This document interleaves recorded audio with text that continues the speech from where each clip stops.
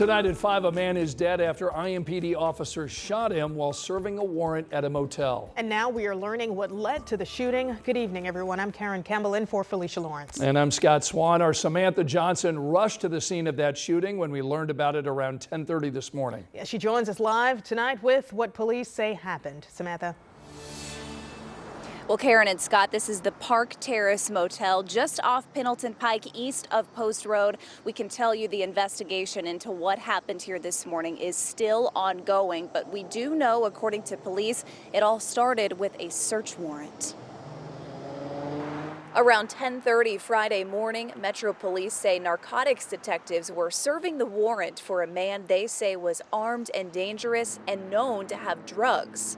After sounding sirens, making announcements, and not getting a response, officers say they made their way into room 2 and found 2 people inside. The female occupant in the room listened to the officer's command and was safely detained for additional questioning.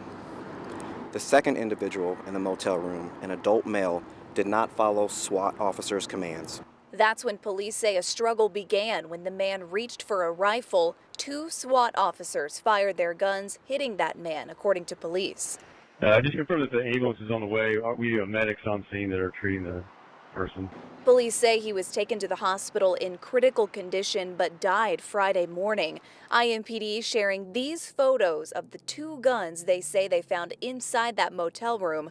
Friday's shooting, by the way, marks the 8th deadly officer-involved shooting for IMPD just this year. Chief Chris Bailey telling us we as a community can all do better. Very lucky here today that our officers weren't injured, but what's also disappointing that someone had to lose their life. Didn't have to happen.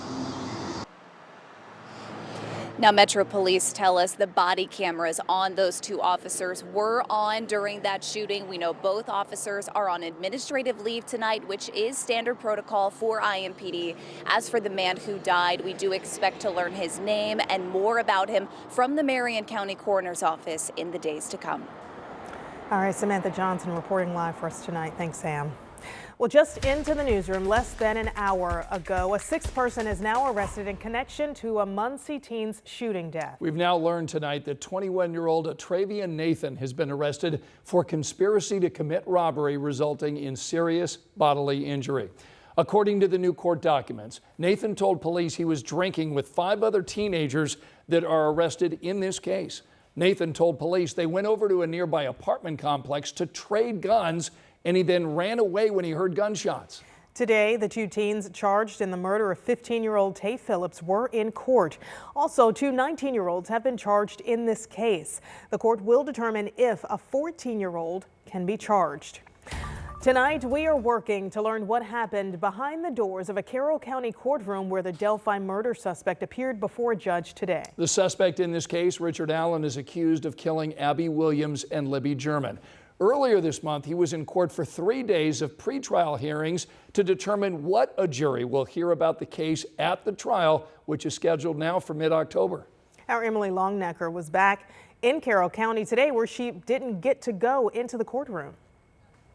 Well, we came here today for a status hearing on the case with no indication of what would be discussed in that courtroom. What we did know is that the hearing would at first be closed to the public and then eventually open up after a recess, but that never happened. About 30 minutes into the hearing, Carroll County Sheriff Tony Liggett came out into the hallway and said that there would be no public hearing, and that was all that he could tell us.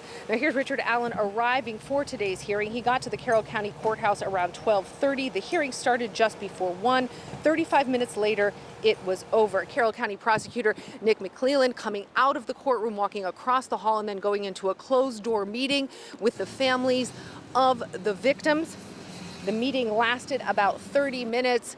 Also, defense attorney Bradley Rosie coming out of the courtroom and briefly going over to Richard Allen's wife and mother to talk with them. At one point, you could see Kathy Allen was crying before she left the courtroom. Other than that, there wasn't a lot of emotion that indicated what happened in that courtroom today. And the challenge for us reporting on this case is because it was a closed hearing, there is no public transcript to let us know what was said in that closed door hearing. There's also a gag order, so none of the families coming out today after those meetings could really tell us what happened when they were in those closed-door meetings with attorneys. What I can tell you is that both the prosecution and defense filed new motions this morning. We'll have more on that today at 6. In Carroll County, Emily Longnecker, 13 News. All right, Emily, thanks so much for that live report. We've been following this case for more than 7.5 years as investigators try to figure out who killed Abby Williams and Libby German. You can see our past coverage online. Just scan that QR code on your screen. That will take you to WTHR.com/Delphi.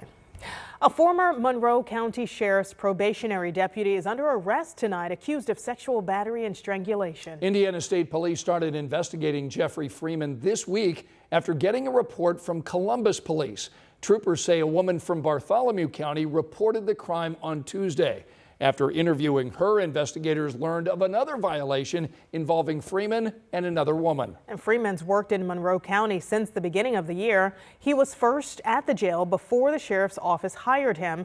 The sheriff fired him today. The department is asking anyone who may have had inappropriate interactions with him to call them at this number, 812-332-4411. Tonight at 5, new court documents are revealing what led to a deadly shooting of well-known restaurant owner George Nelson Sr. Investigators tell us it all began with a disagreement over money. And Metro Police have since arrested the suspect, who is now awaiting charges. Marion County reporter Lauren Kostick shares how the victim and suspect knew each other. According to these new court documents, the deadly gunfire started after an argument over money about work being done on the restaurant. The suspect allegedly wanted all the money up front, but the owner, George Nelson Sr., said that wasn't the deal.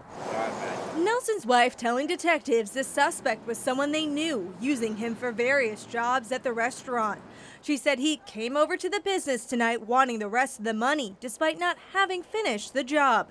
The suspect then allegedly tore off the siding he already put up, leading to the argument. Minutes after the shooting, Metro Police say cameras at the corner of 26th and MLK caught 3 men driving away. About 3 hours later, officers found that vehicle on the east side. The 38-year-old suspect was arrested. According to court documents, the 2 men who were with him claim Nelson pointed a gun first before the suspect shot. As for the suspect in this case, he is still in jail tonight. The Marion County prosecutor will be determining final charges. In Indianapolis, Lauren Kostick, 13 News. Thanks, Lauren.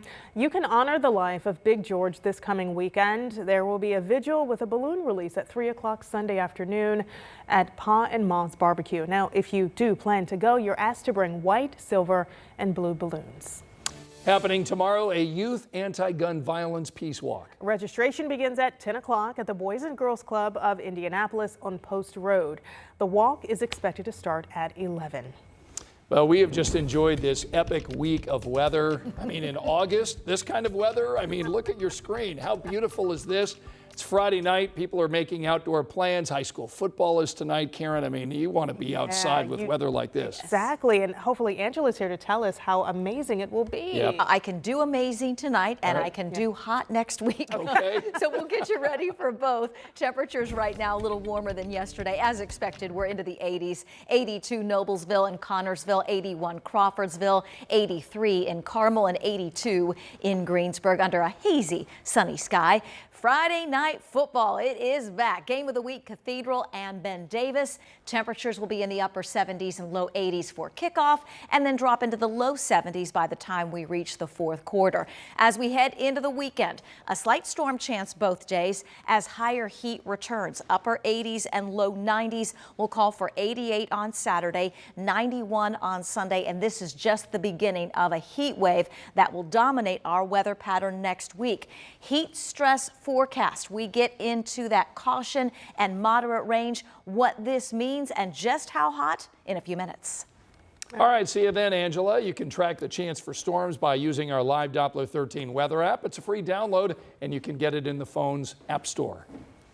Tonight, the Indianapolis City County Council's Rules and Public Policy Committee will discuss the misconduct allegations against a former member of the Hogshead administration. Our Logan Gay's been following these developments surrounding the harassment accusations against the former Chief Deputy Mayor Thomas Cook. And she joins us live with a look at what you can expect ahead of this meeting starting at 5:30. Logan.